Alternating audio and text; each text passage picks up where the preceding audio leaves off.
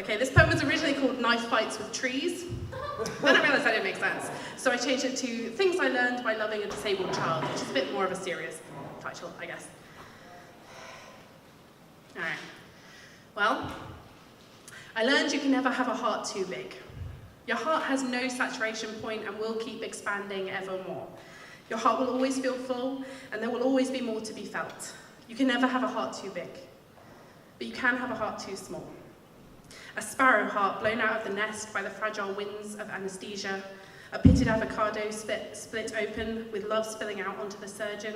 You can have a heart too small, because some people aren't meant to be trees. They're just trailing seeds, something that might grow in their absence. I learned that if you rip the leaves off a family tree, it cannot photosynthesize enough to grow healthily. Health is sacrificed to the losses long after the event. In this way, I grew up in the dark. With someone snatching out every budding smile and flourishing joy, I became stunted by the absence of a sister.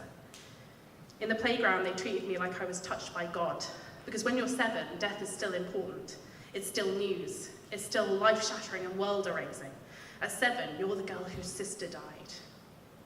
At 28, you're not allowed to be that girl anymore.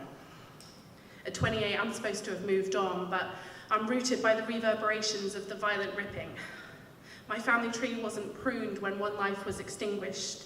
Only one flower withered, but an entire branch became infected with the act.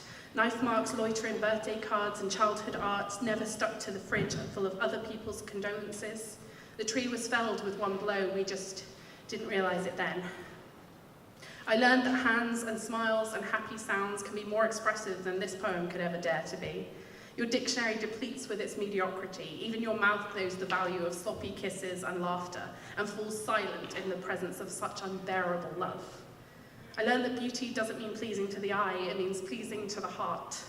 It means names carved into the bark, it's the voices you hear in the dark. It means loss. Not always, but often. I think you already knew that. To love a disabled child means loss too often. I learned about loss. But more importantly, I learned about love.